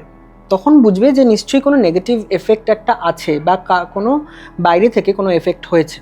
এবং কি মানে একটা পরিবেশটা একটা স্যাঁতস্যাঁতে, ময়লা, নোংরা, ভীষণ ডাল হয়ে যায়, এনার্জিটা খুব ডাল হয়ে যায়। তো তোমার ফিলই হবে যে আমার এখানে ভালো লাগছে না। বহু এরকম জায়গা আছে, বহু বাড়ি আছে যেখানে গেলে কিন্তু খুব মনে হয় যে কতক্ষণে বেরোবো। বহু মানুষ আছে, তাদের সাথে বেশিক্ষণ কথা বলা যায় না। সেম আমাদের অরাতে সেই ভাইব্রেশনটা নিতে পারে না। মানে সবই তো ভাইব্রেশন, সব কিছু, মানে আমরা যা করছি, কথা বলছি, যা আমাদের আশেপাশে সমস্ত কিছুই ভাইব্রেশন। তো এই ভাইব্রেশনই কিন্তু আমরা তাতে বুঝে যাই যে কোন জিনিসটা নেগেটিভ বা পজিটিভ। আচ্ছা দাদা, আমাকে এবার আরেকটা জিনিস বলো। এর আগের বারের এপিসোডে তুমি বলেছিলে যে ঘরের মধ্যে কিন্তু বড় বড় জানলা থাকা উচিত এবং এয়ারি থাকে যাতে প্লেসটা, এবং যাতে আলো বাতাস ঢোকে। এবার এইটা দেখে কিন্তু আমাদের অনেক বন্ধু প্রশ্ন করেছিল যে যাদের ঘরে সত্যি আলো ঢোকে না, অনেকেরই হয় ন্যারো প্লেস, পাশেই বিল্ডিং উঠে গেছে, তারা সেই ঘরটাকে কি করে পজিটিভ রাখবে? দেখো, পজিটিভ রাখার বহু টেকনিক্স আছে, তখন যদি সেগুলো শেয়ার করো। হ্যাঁ ডেফিনেটলি। তো তখন সেই টেকনিকগুলো, সেই রেমেডিগুলো ফলো করতে হবে। যেমন একটু নুন জলে ঘরটা মোছা, একটু মাঝে মাঝে গার্লিক পাউডার জ্বালানো কর্পূরের সাথে ঘরে, একটু তোমার ওই পুদিনা পাতা বাজার থেকে কিনে এনে ওটাকে ড্রাই করে ওটাকে একটু জ্বালানো, একটু সেজ বলে এক ধরনের লিফ আছে, ড্রাই সেজ, ওটা জ্বালালেও কিন্তু নেগেটিভিটি চলে যায়। একটু চন্দনের ধূপকাঠি, ভালো ধূপকাঠি খুব, মানে দেখো সবেতেই কিন্তু একটা স্মেলের ব্যাপার আছে, এই স্মেলগুলো কিন্তু আমাদের পজিটিভিটিকে বাড়ায়। একটু কিছু চ্যান্টিং চালানো কিছু ঘরের মধ্যে, তোমার ব্লুটুথ স্পিকারে একটু তোমার রিপিটেডলি, তো এগুলোতে কিন্তু ওই ধরনের চ্যান্টিং, মানে হনুমান চালিসা হোক, নৃসিংহ কবচ হোক, এছাড়াও একটা বজ্রা আর্মার বলে চ্যান্টিং, যেটা আমি বিভিন্ন আমার ক্লায়েন্টদেরও দিয়ে থাকি। ওইটা লামাদের একটা চ্যান্টিং, ভীষণ মারাত্মক স্ট্রং। যদি কোনো নেগেটিভ স্পিরিট থাকে বা নেগেটিভিটি থাকে, ওটাকে ক্লেন্স করে, প্লাস শিল্ড ক্রিয়েট করে।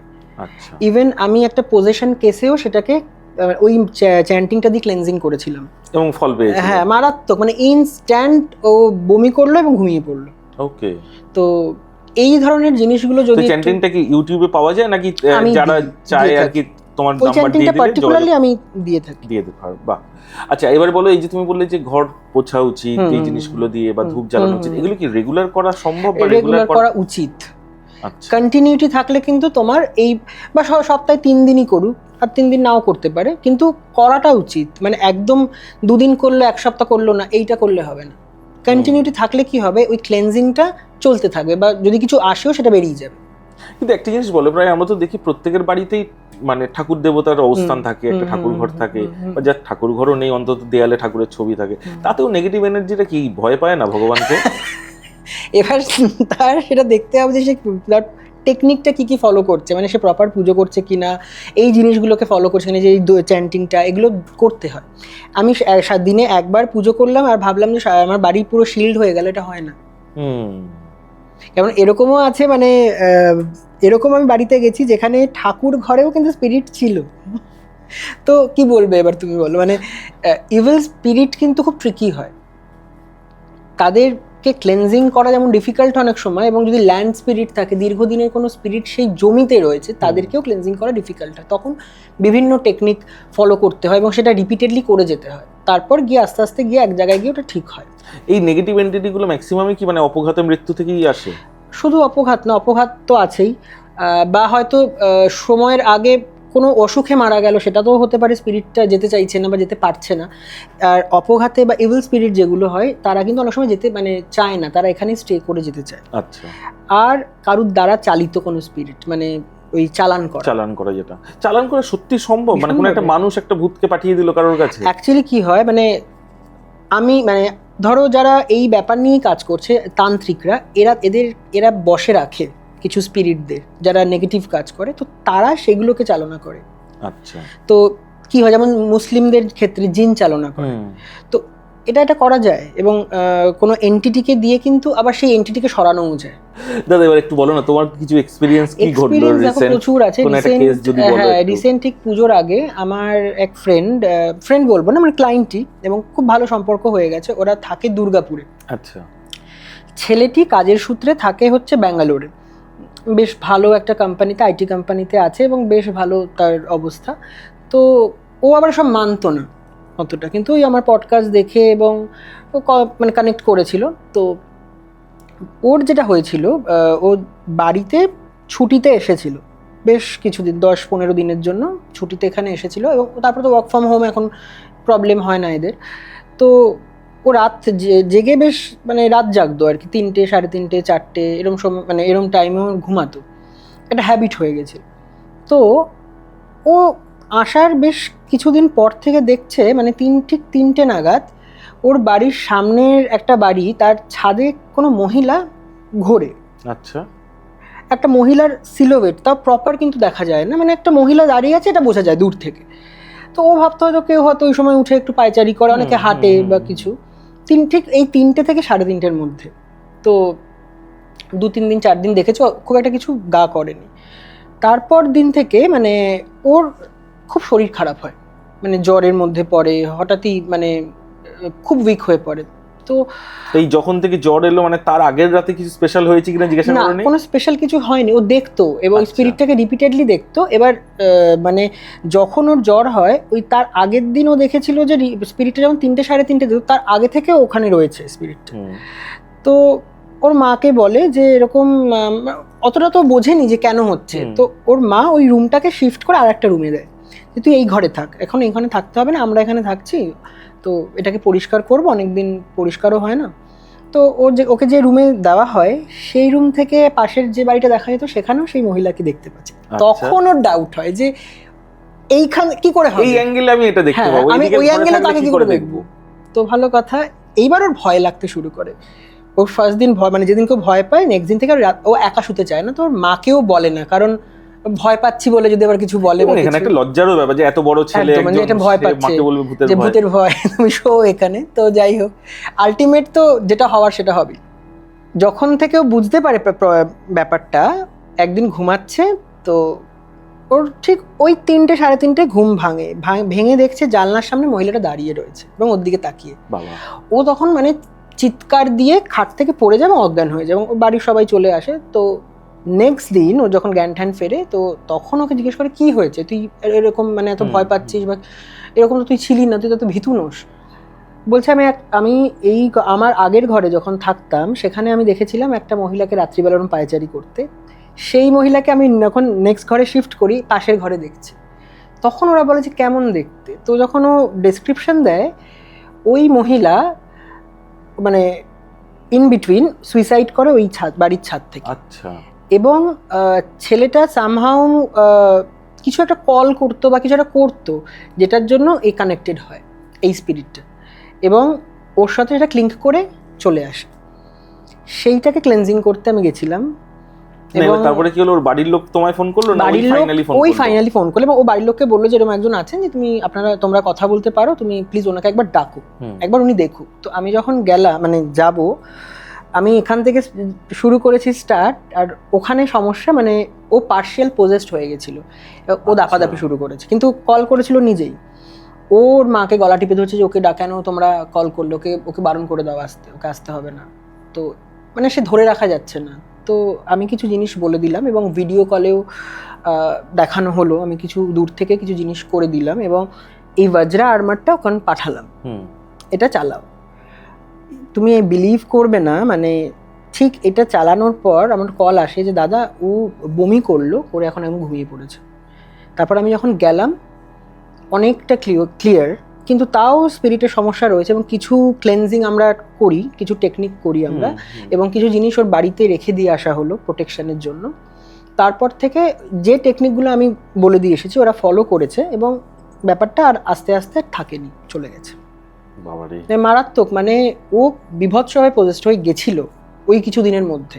তো এরকম একটা মানে জেন্ডারের হিসাব দিক থেকে যদি বলি, সেটা হচ্ছে একটা অন্য জেন্ডার ভূত অন্য আরেকজন, মানে হ্যাঁ দেখো, স্পিরিটের তো কোনো জেন্ডার সেভাবে হয় না, মানে স্পিরিট সবাই একটা সোল তারা, তো সেভাবে কোনো জেন্ডার হয় না, কিন্তু তাও যেহেতু একটা বডিতে তারা থাকতো, সেই তোমার সিলোবেটটাকে, সেই অবয়বটাকেই তারা দেখায়। আর ইনকিউবাস সাকিউবাস বলে দুটো জিনিস হয় এখানে। হচ্ছে ইনকিউবাস হচ্ছে মেল স্পিরিট যদি ফিমেলকে অ্যাটাক করে বা সেক্সুয়ালি অ্যাবিউজ করে, এটা কিন্তু হয়, এটা হয় সত্যি? হ্যাঁ, মারাত্মকভাবে। কোনো ইনসিডেন্ট শুনেছো? হ্যাঁ, মানে এটা ফিমেল স্পিরিট দ্বারা, আমার এক ফ্রেন্ড, তার এক দোকান ছিল, এবং সে এফেক্টেড হয়েছিল কোনোভাবে। সে একটা কবরখানার সামনে দিয়ে মানে পাস করতো, ওকে যেতে হতো, এটাই ওর ওয়ে ছিল। ওখান থেকে কোনো মহিলা স্পিরিট ওকে ক্লিঙ্ক করে, ওর সঙ্গে আসে, এবং ও দেখতে পেত ওর পাশে শুয়ে রয়েছে, কিন্তু ও মানে এটা কাউকে বললে বিশ্বাস করতো না। তো বলা বন্ধ করে দিল, এবং দীর্ঘদিন তারপর আস্তে আস্তে নিজেকে একটা ঘরের মধ্যে বন্ধ করে নিল। মানে এটাই হয়, কন্ট্যাক্ট আর রাখবে না কারোর সাথে, ও একদম একাকিত্ব হয়ে যাবে, এবং মানে খাওয়া দাওয়া কমে যাবে, একদম শুকিয়ে গেছিল। তারপর তাকে কোনো মুসলিমের জায়গায় নিয়ে গিয়ে ঝাড়ানো হয়, এবং তারপর আস্তে আস্তে সে ঠিক হয়, এবং সেই স্পিরিটটা তারপর মানে প্রথমত ছাড়তেই চাইছিল না, এটা হয়, এবং স্ক্র্যাচেস ফেলে, তার সাথে ফিজিক্যাল হয়, এবং সে পরের দিকে কিন্তু তাকে নিয়ে আবার হ্যাপি হতে শুরু করে। আচ্ছা, মানে তার সেটা আবার ভালো লাগতে শুরু করে, যে হ্যাঁ আমার ভালো লাগছে, আমি আর কারোর সাথে মিট করবো না। সর্বনাশ, মারাত্মক, সাংঘাতিক ব্যাপার। হ্যাঁ ভীষণ, মানে এইরকম জিনিস অ্যাকচুয়ালি তো এইভাবে বোঝা যায় না কি আছে কি নেই কোথায়। তাহলে কি বলছো, মানে এইরকম সত্যি কবরস্থান বা শ্মশান এইসব জায়গা দিয়ে রাত্রে বেশি যাওয়াটা উচিত অতটা নয়। ইভেন মহিলাদের ক্ষেত্রে চুল খুলে যাওয়ার ব্যাপারটা বা পারফিউম লাগিয়ে যাওয়ার, এটাতে কিন্তু খুব এফেক্টেড হয়, মানে চলে আসে।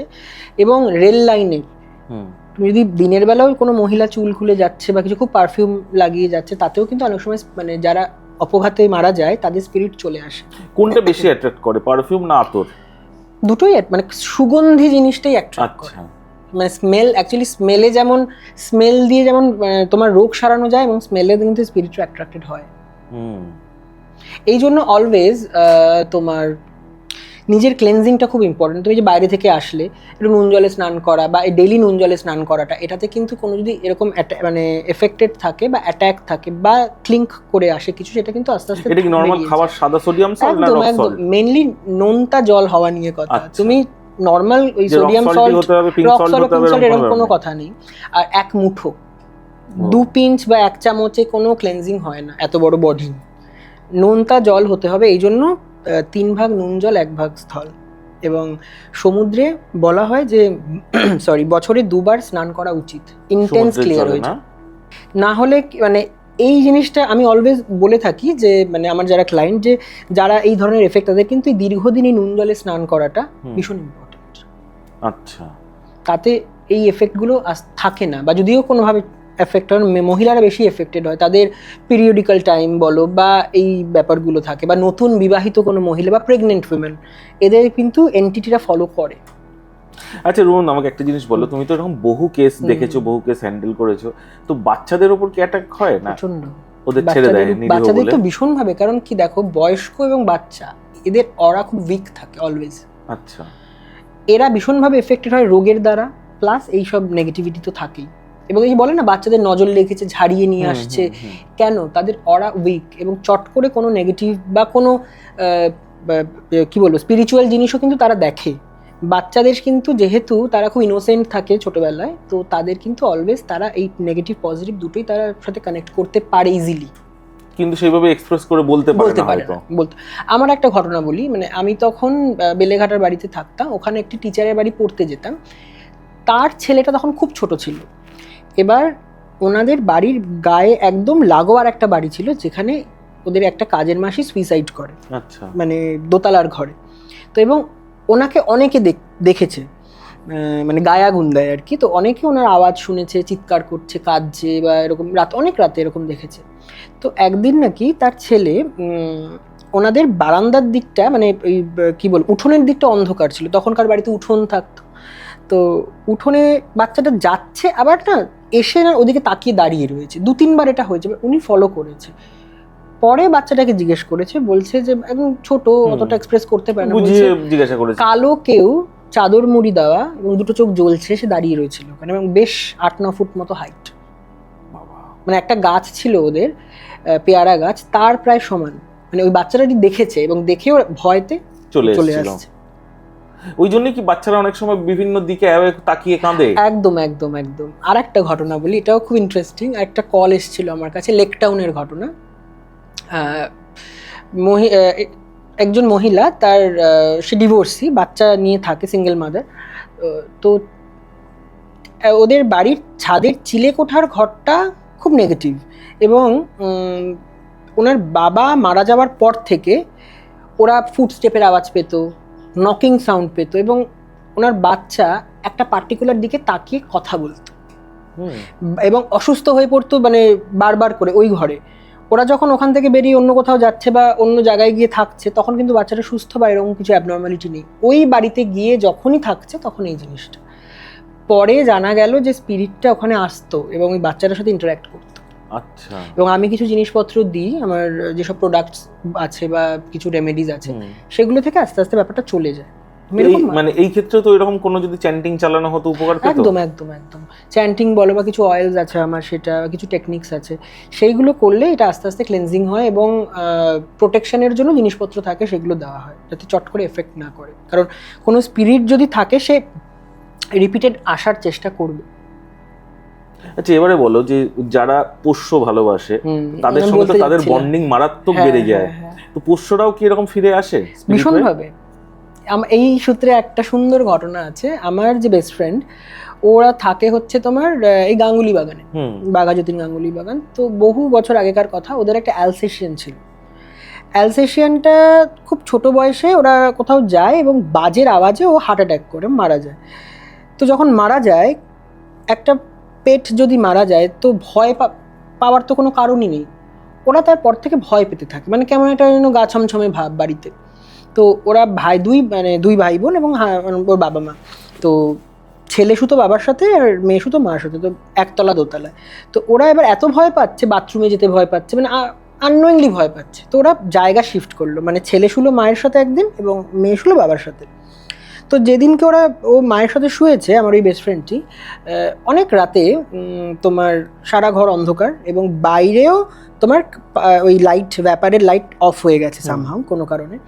তো ও ওরকম ঘুম ভেঙে না দেখছে যে ঘরের একটা কর্নারে একটা এরকম ব্রাইট লাইট বলের মতো ওটা জ্বলছে নিচে, যেটাকে অর্বস বলে, স্পিরিট অর্বস। তো ও প্রথমে না বুঝতে পারেনি জিনিসটা কি। ও 2-3 বার করেছে, ওর মাকেও ডেকেছে যে দেখো তো এটা কি। ওর মা বলছে হ্যাঁ এটা কি, এটা এরকম জ্বলছে। এবার ও উঠে লাইট জ্বালিয়েছে, দেখছে তখন নেই। আবার লাইট অফ করেছে, দেখছে রয়েছে পজিশনে। তো আস্তে আস্তে ওটা অফ হয়ে গেল, চলে গেল, নেই আর। ওরা পরের দিন ওই ঠাকুরমশাইকে ডেকে কথা বলেছে এবং ওই শ্রাদ্ধের জন্য যে, তখন উনি বললেন যে ও যেতে পারছে না তোমাদের ছেড়ে। তো তো শ্রাদ্ধে ওদের একটা কোনো পুজো করে, তারপর ব্যাপারটা আস্তে আস্তে কেটে যায়, আর ওই ভয়টা পায় না। মানে পোষ্যদেরও শ্রাদ্ধ করতে হয়? মানে অনেকে করতে হয় এরকম ব্যাপার না, বাট অনেকে করে, মানে যারা খুব ভীষণ মানে কানেক্টেড অ্যানিমেলদের সঙ্গে, তারা অনেকেই কিন্তু করে। এবার ওর যেহেতু স্পিরিটটা এসেছিল এবং যেতে পারছিল না, মানে ওদের মায়া কাটিয়ে যেতে পারছিল না, ওই জন্য ওরা একটা কিছু পুজো করে, ওই শ্রাদ্ধ টাদ্ধ করে, তারপর ব্যাপারটা ক্লিয়ার হয়। ওকে। তো এটা হয়, মানে অনেক তোমার অ্যানিমেল স্পিরিট আসে। মানে আমি একটা আমার জীবনে ছোট্ট ঘটনা বলি এরকম, সেটা হচ্ছে আমার বাড়িতে একটি ল্যাব ছিল। আচ্ছা। তো প্রায় দীর্ঘ 10 বছর 11 বছর পরে মারা যায়, হঠাৎ করেই মারা যায়। তো সেই রাতে কিন্তু আমি পুরো ফিল করেছিলাম, ও অ্যাকচুয়ালি যতদিন ছিল আর কি আমার সঙ্গে, ও আমার সঙ্গে গায়ে গা লাগিয়ে শুতো আর কি, মানে খাটের ওপর উঠে গিয়ে ওর বডিটাকে আমার গায়ের সঙ্গে টাচ করে শুতো। আমি রাত্রিবেলা পুরো ফিল করেছি, রাত্রিবেলা ওইরকম একটা প্রেশার, অ্যাজ এ পিঠের মধ্যে কেউ টাচ করে শুলো। এরকম আমারও একজন আছেন যিনি বলেছিলেন, ওর একটা বিড়াল ছিল, ওর মারা গেছিল, বিড়ালটা ওর পেটের কাছে এসে শুতো, এবং মারা যাওয়ার পর ওই ফিলটা পেয়েছে 2-3 বার, ওই হালকা প্রেশার, হালকা একটা প্রেশার। হ্যাঁ, এরা দেখো, স্পিরিট তো স্পিরিটই হয়, সেটা হিউম্যান হোক বা অ্যানিমাল হোক, তারা কানেক্ট করে, এবং অ্যানিমালরা তো খুব ফ্যামিলিয়ার, মানে এই কুকুর বলো, বিড়াল বলো, এরা তো হিউম্যানদের সাথে খুব ফ্যামিলিয়ার, তো এরা আসে। আচ্ছা আমাকে বলো, এই পোষ্যদের মানে মাটির নিচে কবর দিতে হয় কেন? দেখো, এদের তো জ্বালাবার কোনো ওরকম নিয়ম নেই বা সিস্টেম নেই, কবর দিয়ে এসছে দীর্ঘদিন ধরে, ওইভাবেই কবর দেয়, এবং অনেকে ওটাকে বাড়িতেও রাখে, রেখে দেয় যে আমার পেটস ছিল, তো বোধহয় না রাখাটা বেটার। আমি একটা ঘটনা বলি, এটা পেটস না, এটা তোমার মানুষেরই, মানে আমার একজন ক্লায়েন্ট, তার মেয়েটি, তার যে হাজবেন্ড, তার মায়ের মানে তার শাশুড়ির রাদার মারা গেছে, এবং তার অস্থিটাকে ওরা বিসর্জিত করেনি, ওদের প্ল্যান ছিল যে বেনারসে ভাসাবে, তো অস্থিটাকে বাড়িতে এনে রেখেছে, মানে যেটা নাভির অংশ বলে, নাভিটা ভাসিয়েছে, ছাইটা। আচ্ছা। যেদিন থেকে রেখেছেন, নেক্সট দিন থেকে শরীর খারাপ হওয়া শুরু, মাথা ভারী হয়ে যাচ্ছে, মানে শরীর অসুস্থ করে দিচ্ছে, এবং এটা যেই বাড়িতে রাখা সেই বাড়িতে আসলেই হচ্ছে, বাইরে বেরিয়ে অন্য কাজ করছে তাতে কোনো সমস্যা নেই, যখনই বাড়িতে ঢুকছে এই সমস্যাটা, ওরা বুঝতে পারছিল না কেন হচ্ছে, বুঝতে পারছে না। মজার ব্যাপার, ওই বাড়িতেও পেট ছিল, এবং ওই শাশুড়ির সাথে সেই পেটটি খুব কানেক্টেড ছিল, এবং ওই ওয়াইফকে মানে অতটা পেটটা পছন্দ করতো না, কারণ ফ্যামিলিয়ার ছিল না। তো যখন এই ঘটনাটার অস্থিটাকে নিয়ে আসে এবং এই গা ভারী হওয়া ব্যাপারটা হয়, পেটসটা একটা ল্যাবই ছিল সম্ভবত, ওই ওয়াইফের দিকে কিন্তু একটা টাইমে হা করে তাকিয়ে থাকতো, মানে অদ্ভুতভাবে তাকিয়ে থাকতো, যেন অ্যাজ ইফ ওই কাউকে দেখতে পাচ্ছে। এটা দীর্ঘদিন ধরে চলেছে, তারপর কানেক্ট করেছে আমার সঙ্গে, এবং ওরা ওটাকে সম্ভবত মায়ের ঘাটে গিয়ে ওটা ভাসিয়েছে, তারপর থেকে এই ব্যাপারটা অনেক হালকা হয়েছে, এবং এখনো কিছু ক্লেনজিং চলছে ওদের, যে আরো যাতে ব্যাপারটা ঠিক হয়ে যায়। আচ্ছা, তো এগুলো হয়। এবার একটা জিনিস বলো দাদা, সেটা হচ্ছে ছোটবেলা থেকে ভূতের সিনেমা তো তুমিও দেখেছো, আমিও দেখেছি, এখনো দেখি। ভূত আসছে মানে ওই লাইট কাঁপছে, ওটা এতদিন ভাবতে হয়তো ভুলভাল, কিন্তু আজকে জানলাম যে স্পিরিট অফ ব্যাপারটা আছে, কারণ এই সেম ইনসিডেন্ট আমার এক ফ্রেন্ডের সঙ্গে হয়েছিল, তরুণ ওর নাম। তো আমাদের বারুইপুর রাজবাড়ি যেটা আছে, ওখানে শুটিং এও ভাড়া দেয়, কিন্তু ওখানেও একটা হন্টেড রুম আছে, এটা ফেমাস। ওখানে নাকি একটা টিউব ওরা অন্তত 3-4 বার লাগাচ্ছে, ওই স্পিরিট অফস এর মতন কাঁপতে কাঁপতে খারাপ হয়ে যাচ্ছে। এটা তোমার লাইট ফ্লিকার করে, কারণ এটা দেখো, স্পিরিটরা তো এনার্জিরা যখন কোথাও যায়, তারা অন্যান্য এনার্জিকে অ্যাবজর্ব করতে শুরু করে, তখনই ফ্লিকার করে। দেখবে মোবাইলের এই ব্যাটারি ড্রেন হয়ে যায়, তোমার এইগুলো হয়, এবং ওরা কি করে, ওরা তো খাবার খায় না, এই এনার্জিকে ফিড করে, ওরা আমাদের এনার্জিও ফিড করে, এই জন্য দেখবে হ্যাঁ, মানে ওই শরীর হালকা হয়ে যাচ্ছে, ব্যাপারটা লাগে। তোমার যে বাড়িতে স্পিরিট আছে তাদের এনার্জি খুব ড্রেন থাকছে অলওয়েজ। কেন? তাদের ইভেন যে বাড়িতে স্পিরিট থাকে, ধরো তারা চাইছে বাড়িটাকে ছাড়তে, সেটা ছাড়তে পারছে না, বা পারে না, তোমাকে ছাড়তে দেবে না, এরকম বহু কেস হয়েছে যে ছাড়তে, মানে ওরা ফাইনাল হয়ে গেছে, ছেড়ে দেবে, চলে যাবে, কিন্তু কোনো একটা কারণে আবার পিছিয়ে আসতে হলো, এরকম হয়। মানে ওরা আমাদের এনার্জিটা মেনলি ফিড করে, ওরা তো খাবার কিছু খায় না, এই ইলেকট্রিসিটির এনার্জি, আমাদের সমস্ত এনার্জিকে ওরা মানে অ্যাবজর্ব করতে শুরু করে, ওই কারণে ফ্লিকার করে। ডাউহিলে আমি গেছিলাম, ওখানে আমার মোবাইলের চার্জ ছিল 82%, যখন ঢুকলাম আধা ঘন্টার মধ্যে আমার 2% হয়ে গেল ব্যাটারির এনার্জি, মানে সেল। তো ভাবো কিভাবে। ডাউহিলের ওখানে গিয়ে বুঝেছিলে যে হ্যাঁ, ডাউহিলে তো আমার ফটো এসেছিল দিনের বেলা, আমাদের ড্রাইভার যাবে না, কোনোভাবে ওকে মানানো হয়েছে এবং ও চার্জ করেছিল শুধু 10,000 টাকা শুধু যাওয়ার জন্য। তো মানে এতটাই ফেমাস হন্টেড হ্যাঁ প্লেস। মানে তুমি বিশ্বাস করো, যখন আমরা ডাউহিলে ঢুকছি কোনো পাখির আওয়াজ নেই এবং রাস্তার দুধারে ওই তোমার কি বলে ফুটপাতের মতো বিট করা, তাতে সমস্ত ঠাকুরের ফটো লাগানো, এইরকম মানে জায়গা। তো খুব ক্রিপি। তো গিয়ে কেমন হলো এক্সপিরিয়েন্স তোমার? আমরা গিয়ে ভিক্টোরিয়া স্কুল যেটা আছে ওখানে প্রথম পৌঁছালাম। এবার ওটা বন্ধ, শীতকালে বন্ধ থাকে। আমি ফেব্রুয়ারি না জানুয়ারিতে গেছিলাম। তো যে তোমার কেয়ারটেকারের বাচ্চারা দৌড়াদৌড়ি করছে মাঠে। তো আমার সামহাও খুব ফিল হলো যে স্কুলটার ব্যাকইয়ার্ডে যাই, গিয়ে একটু ফটো ক্লিক করি। তো আমি গেলাম, গিয়ে 4-5টা ফটো তুললাম। এসে আবার চার্চটাতে গেলাম, যে অ্যাবান্ডেন্ট চার্চটা আছে, ওখানে গিয়েও আমরা সবাই ফটো টটো তুললাম। তুলে হোটেলে ফিরেছি। ফিরে এবার দেখা হচ্ছে কার ফোনে কি এসেছে। আমরা আরও অনেকে গেছিলাম। আমার ফোনে যেটা এসেছিলো, আমার তখন আইফোন ছিল, আর আইফোনের একটা ফিচার আছে যে লাইভ ফটো, ওই স্টিল ফটোকে টাচ করলে সামান্য মুভ করে থাকে। তো ওই ব্যাকইয়ার্ডে যে ফটোটা তুলেছিলাম, ওখানে যখন আমি ওই টাচ করছি ওটা মুভ করছে, একটা জালনাতে একটা ওই জালনা জোড়া একটা চোখ, এবং সেটা চোখ বন্ধ হচ্ছে খুলছে, এটা এসেছিল। আর চার্চের সামনে দাঁড়িয়ে যে ফটোটা তুলেছিলাম, ওখানে যখন ওই লাইভ ফটোর অপশানটা ক্লিক করছি, চার্চ তো সব পুরো বন্ধ, জানলা ঠালনা বন্ধ, কাচের জানলা, একটা সাদা শ্যাডো জানলা থেকে সরে যাচ্ছে, মানে যখন লাইভ ফটোটা হচ্ছে। তো আছে তো ডেফিনেটলি, যারা ফিল করতে পারে, যারা দেখতে পারে দেখে, যারা পারে না তারা বলে নেই। সবাই ফিল করতে পারবে এটাও কিন্তু নয়। তো করে সে রাত ডাউহিলে স্টেও করেছিল? না, আমরা আবার দার্জিলিং ফিরে এসেছি, কারণ আমরা তো দার্জিলিং থেকে গেছিলাম, আবার দার্জিলিংয়ে ব্যাক করেছি।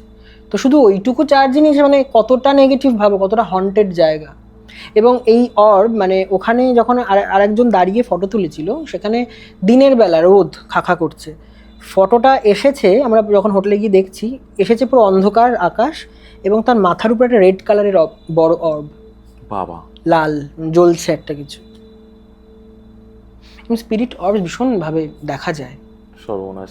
তুমি আমাদের অডিয়েন্সের জন্য একটা কোনো টিপস বলো, কেউ যদি জানতে চায় যে তার বাড়িতে বা তার ফ্ল্যাটে বা তার জায়গাটায় বা কোনো একটা জায়গায় নেগেটিভ এনার্জি আছে কিনা, সেইটার একটা যে কোনো টিপস তারা নিজেরাই যেটা করতে পারবে। নেগেটিভ এনার্জি আছে কিনা দেখার জন্য একটা টেকনিক হচ্ছে তোমার কাচের জলের গ্লাসের মধ্যে যদি লেবু দিয়ে রাখে, তাতে যদি লেবুটা ঘোলা হয়ে যায়, সেটা মানে লেবুটা কতক্ষণে ঘোলা হবে? ওটা মানে ওই রাতেই, এক রাতের মধ্যে রেখে দিতে হবে, ওটা পুরো ঘোলা হয়ে যায় যদি কোনো নেগেটিভিটি থাকে। বা ঘরে কোনো ধরো দরজা জানলা বন্ধ করে উইন্ড চিমস যদি ঝোলানো থাকে, এবং সেটা যদি কোনো হাওয়ার কোনো সোর্স নেই অথচ দুলছে, তার মানে কোনো স্পিরিটের পাসিং ওয়ে আছে ওটা। আচ্ছা, বাহ, খুব ভালো দুটো টেকনিক তুমি শেখালে কিন্তু। আচ্ছা দাদা, এবারে তুমি আমাকে বলো যে সেটা হচ্ছে কলকাতায় মানে বেশি হন্টেড জায়গা পাওয়া যায় নাকি বাইরে যেগুলো আমরা শুনে থাকি, যে এই যে বিভিন্ন পাহাড়ি জায়গা বলো, বা আমাদের যে জানি যে রেলওয়ে স্টেশনটা বহু বছর ধরে বন্ধ ছিল, এই বেগুনকোদর, এই জায়গাগুলোর সত্যতা ঠিক? দেখো, রটেছে মানে তো ডেফিনেটলি কিছু কেউ আছে, অবশ্যই সত্যতা আছে। যারা প্রুভ করতে চাইছে যে নেই হয়তো কোনো কারণে, বাট ডেফিনেটলি আছে। আমি নিজে একা পুতুল বাড়ি গেছিলাম, পুতুল বাড়িতে লোকে বলে যে না, ওখানে রিউমার। আমি একা ঢুকেছি, মানে আমার সাথে একজন গেছিলো, সে ভয়তে ঢোকেনি, আমি ঢুকে গেছি। পুরো তোমার টেম্পারেচার আলাদা, বাইরের এক টেম্পারেচার, ভিতরের এক টেম্পারেচার। এটা স্পিরিট থাকলে এই চেঞ্জেসটা হয়। ভিতরটা খুবই ঠান্ডা, প্রচণ্ড ঠান্ডা, যেন মনে হচ্ছে হাড় কাঁপিয়ে দেবে, এতটা ঠান্ডা। এবং ওখানে আছে, কিন্তু ম্যাক্সিমাম মানুষই কিন্তু আমাদের কমেন্টসেও লিখে যে কলকাতার কিন্তু কোথাও হন্টেড আর ফিল করতে পারে না, না রবীন্দ্র সরোবর। শোনো, আমি একটা গ্রুপে ছিলাম, সেখানে সবাই খুব ভূতের গল্প বলে। যখন বললাম যে চলো পাঁচের সিমেট্রিতে মিট করি, কেউ আর গেল না। সেটা কতটা তারা সত্যি বলছে বা বানিয়ে বলছে সেটা একটা ব্যাপার, মানে বিশ্বাস করি না এটা বলে বোধহয় তারা একটা দেখায় নাকি। একদমই তাই। আর এই যে পার্ক স্ট্রিট সিমেট্রি, ওখানে তো এখন প্রচুর লোকেরা যায়, খুব উল্টোপাল্টা যাতায়াত হচ্ছে, তো শ্যুটও হচ্ছে। আমি গেছিলাম, আমি আর একটা ফ্রেন্ড গেছিলাম, একটা পোর্শনে ওখানে ফাঁকা ছিল, এবং আমরা একটা পার্টিকুলার গাছে আমার খুব ফিল হয়েছিল এখানে কিছু একটা আছে বা থাকতে পারে। তো আমি ফোন বার করলাম, আমার ফোনে দেখাচ্ছে তোমার স্পেস নেই। অনেক ফটো ডিলিট করলাম, অ্যাপ ডিলিট করলাম, তাও হলো না। আচ্ছা, আমি ইউজ করলাম, মানে বাধা পড়লো একটা। আমার ফ্রেন্ডকে বললাম তুই বার কর, তুই ক্যামেরাটা অন কর। ও ক্যামেরা যখন অন করছে, পার্টিকুলার ওই গাছটা অফ ফোকাসই নিল না। তাহলে তুমি কি বলবে? এটার কোনো যুক্তি আছে?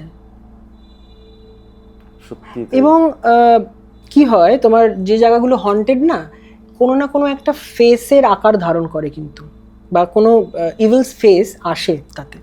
এবং অনেক বাড়িতেও আমি দেখেছি এসেওছে দেওয়ালে বা কিছুতে, ওগুলো আসে, মানে ভেসে ওঠে এই জিনিসগুলো। ওরা দেখায় বা ওরা সাইন দেয়, ওরা বলতে চায় কি বলতে চায় যে আমি আছি, বা আচ্ছা। মানে ওদের প্রেজেন্সটা ফিল করাতে চায় যে আমি আছি কোনোভাবে। এই যে তোমাকে ধাক্কা দিয়ে ফেলে দেওয়া, স্ক্র্যাচ করা, বা এটাই তো ওরা বোঝাতে চাইছে আমি রয়েছি। কিন্তু স্ক্র্যাচটা হয় রাতের বেলা, স্ক্র্যাচ হলো, কিন্তু তখন স্ক্র্যাচের সময় মানুষে বুঝতে পারে না, কিন্তু পরের দিন পরে সকালে বুঝতে দেখে পারে। স্ক্র্যাচ হ্যাঁ, হয়েছে। তো ওটাই তো, মানে অনেকে ভাবে যে ঘুমের মধ্যে হচ্ছে, নয় সেটা। ঘুম ভেঙে যাবে তো, মানে খুব স্বাভাবিক, ঘুমের মধ্যে একটা Spirit scratch মশা করে। কামড়ায় মানুষের যদি ঘুম ঘুম ভেঙে যাবে, ওরকম যদি স্ক্র্যাচ হয়, বুঝবে স্ক্র্যাচ হচ্ছে, তুমি কিছু ফিল করছো না, এটা কেন? মানে ইভেন এরকমও স্ক্র্যাচ আমি দেখেছি, স্ক্র্যাচ করে পেন্টাগ্রাম বানানো, স্টার বানানো পিঠে, মা ছেলে দুজনে বাবা, একসাথে। এটা কি করে হয়? এরকমও দেখেছি, মেয়েটা রাত্রে শুয়েছে, বাচ্চা মেয়ে, পরের দিন সকালে সারা গায়ে আঁচড়, পা থেকে গায়ে, মানে মনে হচ্ছে না কেউ ব্লেড মেরেছে। এটার কি যুক্তি? অনেকে অনেক কিছু প্রুফ করে বা করছে, কিন্তু আছে তো ডেফিনেটলি। এক্স্যাক্টলি। বসুবাটিতে গিয়ে আমি ফিল করেছি,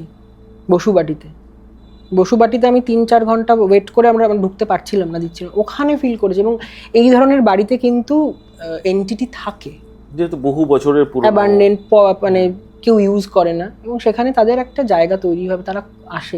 এবং স্পিরিট একা থাকে না, বহু স্পিরিট একসঙ্গে থাকে, মানে একটা কলোনি তৈরি হয়ে যায়, একদম। Demon Colony. একদমই তাই, মানে ওরা একসঙ্গে অনেক স্পিরিটরা থাকে। এবং বহু জায়গাতে, বহু হোটেলে আমি গিয়ে দেখেছি বা ফিল করেছি। আমি বলেছিলাম কিনা আমার খেয়াল নেই, হায়দ্রাবাদে একটা হোটেলে গেছিলাম একটা হিলিংয়ের কাজে, সেখানে গিয়ে এরকম স্পিরিট ছিল সেই হোটেল, মানে অপোজিটে একটা গ্রেভিয়ার্ড ছিল অ্যাবান্ডেন্ট, ওখান থেকে একটা স্পিরিট আসতো। তারাপীঠে গিয়ে এরকম এক্সপিরিয়েন্স হচ্ছে, এটা বার্ন্ড স্পিরিট কারোর। আর তুমি যে বললে পাহাড়, বা পাহাড়ে তো অপঘাতে মৃত্যু এত বেশি, এই কারণে তোমার ওখানে প্রচুর স্পিরিট আছে। বহু রোড অ্যাক্সিডেন্ট, এবং রোড অ্যাক্সিডেন্ট, কেউ ওখানে গিয়ে খুন করে ফেলে দিচ্ছে, এবং বডিগুলো সৎকারও হয় না অনেক সময়, কোথায় পড়ে যাচ্ছে। কলকাতার মধ্যে হন্টেড প্লেস আমার সব থেকে যেটা লেগেছে, আমি মানে যেখান থেকে বেশি কেসেস এসছে আমার কাছে, সেটা হচ্ছে তোমার বেহালা। আচ্ছা। বেহালাতে প্রচুর জায়গা আছে, যেগুলো মানে প্রচুর বাড়ি আছে রাদার লোকালিটির মধ্যে, যেগুলো হন্টেড। আমি একটা বাড়িতে গেছিলাম, তার মেয়ে পজেসড ছিল, এবং তার মেয়ের কাছে দুটো স্পিরিট আসতো, একটা বয়স্ক একটা মহিলা, একটা বাচ্চা। এবং ও যখন আমার চেম্বারে এমন এমন কথা বলতে শুরু করলো, যেটার মা মানে শুনে অবাক, বলছে এগুলো আবার কবে হয়েছে, মানে আমি তো শুনিনি, জানি না। তো মেয়েটি চাইতো না যে আমি ওদের বাড়ি যাই, কেন, যেহেতু পজেসড। ওর স্পিরিটগুলোকে বলতো যে তুই বারণ কর, না তো ক্ষতি করবো, এই সে। এবং সেই যে দুটো স্পিরিট কোনো হায়ার স্পিরিটের থেকে চালিত, আচ্ছা। তার কথা অনুযায়ী আসতো।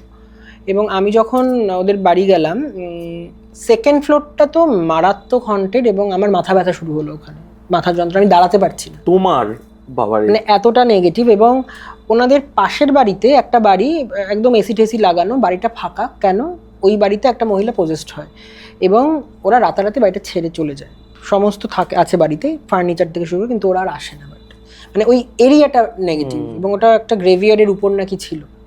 এবং আমি যখন গেছিলাম, বাচ্চা মেয়েটি ছিল না, স্কুলে গেছিল, আমি যখন বেরোচ্ছি, ও স্কুল থেকে ঢুকেছে, এবার আমাকে দেখে পুরো ওর সমস্ত চেঞ্জ, অ্যাটিটিউড পুরো চেঞ্জ, মানে রেগে গেল হঠাৎ করে নাকি? রেগে গটমট করে উপরে চলে গেল। ও উপরে দীর্ঘদিন থাকে, যেখানে আমার গিয়ে এরকম অস্বস্তি হচ্ছে। ওর ওই জায়গাটাই ভালো লাগছে, হ্যাঁ, মানে ও ওইখানে তার জায়গা, কমফোর্ট জোন তৈরি হয়ে কমফোর্ট গেছে। জোন। তো তারপরে পজেসটা মানে কাটলো কি হ্যাঁ, হবে? ওই জিনিসপত্র দিয়ে ক্লেনজিং করে, এবং 3-4 বার ক্লেনজিং করার পর ব্যাপারটা অনেকটা কেটেছে। এখনো তারা ওই বাড়িতেই আছে? হ্যাঁ, এখন আর এরকম এখন কোনো কোনো সমস্যা সমস্যা নেই। সাংঘাতিক। আচ্ছা, এই ধরনের ইনসিডেন্ট কি অমাবস্যায় বেশি হয় না পূর্ণিমায়, না এটা কোনো ভ্যারি করে না? অমাবস্যা পূর্ণিমা একটা খুব পাওয়ারফুল দিন, ওই জন্য ওই সময় হয়তো বাড়তেও পারে।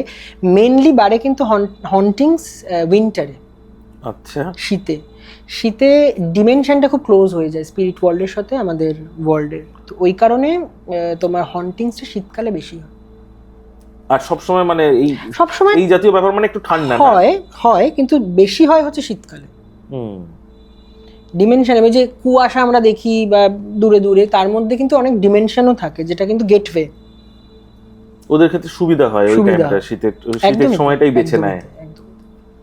ফাইন। তো তোমার এমনি নেক্সট কোথায় যাওয়ার ইচ্ছা, বা এরকম কিছু ভাঙ্গার ফোর্ট বা এরকম কিছু এক্সপ্লোর করার ইচ্ছা আছে? নেক্সট অবশ্যই ভানগাড়ে আমার প্ল্যান আছে, কারণ ভানগাড় অনেকেই বলে না এখন ওটা পিকনিক স্পট হয়ে গেছে, বাট প্রচুর ট্র্যাপড এনার্জি এখনো ওখানে আছে, প্রচুর।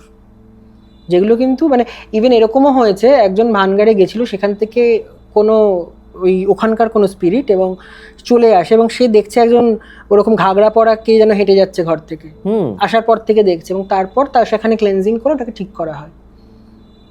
আছে, পজিটিভলি আছে, ভীষণভাবে আছে। ভানগড়, কুলধারা, এগুলোতে আছে। তো তোমার কোথায় নেক্সট আমার ডেস্টিনেশন যাওয়ার ইচ্ছা ভানগড়, কোথায়? একদম একদম মেন হন্টেড। এবং রাজস্থানে কিন্তু প্রচুর মিস্টিরিয়াস জায়গা আছে যেগুলো মানে হয়তো এখন হোটেল হয়ে গেছে, প্যালেস ছিল। হ্যাঁ, মানে ম্যাক্সিমাম এখন হাভেলি হোটেল আর কি, ওই তো হেরিটেজ হয়ে Heritage গেছে, কিন্তু এখনো আছে সেখানে, এখনো আছে। কারণ ওখানে কিন্তু তন্ত্রক্রিয়া প্রচুর হয়। এই যে একটা মিথ হয়ে গেছে না, বাঙালিরা তন্ত্র করে, আমার তো মনে হয় সব জায়গাতেই তন্ত্র করে, মানে কোথায় নেই এই মানে তোমার ব্ল্যাক ম্যাজিক কোথায় হয় না, সব ও মানে জায়গায়। রাজস্থানের রিচুয়ালেও তন্ত্র আছে বলছো? হ্যাঁ, ওরা তো তান্ত্রিক ক্রিয়া করে, তো অবশ্যই করে না, মানে এখানে প্রচুর তন্ত্রক্রিয়া হয়। ব্ল্যাক ম্যাজিক হয় না রাজস্থানে প্রচুর, মানে ঘরে ঘরে এরকম আছে। আচ্ছা, বাবা। কিন্তু মানে আমার শোনা তো যে এই আসামের যে জায়গাটা, হ্যাঁ ওটা তো মায়াং, ওখানে নাকি তন্ত্রক্রিয়া সত্যি আরো ভীষণভাবে বেশি, হয়, আর এরকম যেটা বললে ঘরে ঘরে। একদমই তাই, একদমই তাই। মায়াং হচ্ছে তন্ত্র সাধনার হাব, সাধনাও হয় প্লাস ক্রিয়াও হয়। তার মানে ওখানেও তো বহু স্পিরিট আছে। অবশ্যই, যেমন যোগিনীদের একটা জায়গাই আছে যেখানে তারা সাধনা করে, এবং ওখানে কোনো মেল অ্যালাউড নয়। আচ্ছা, একটা কোনো আইল্যান্ড আছে ওই ব্রহ্মপুত্র নদের ওদিকে, তো ওখানে কোনো মেল অ্যালাউড নয়। এবং আমার কিন্তু মায়াং থেকেও কিছু কাজ হয়, কিছু প্রোটেকশনের কাজ, কিছু কাজকর্মের উন্নতির, এগুলোর কাজ হয়, এবং আমার ওখানে লোক আছে, এবং আমারও যাওয়ার কথা তোমার ওই মার্চের দিকে, তো পজিটিভ কাজ হয় ওখানে।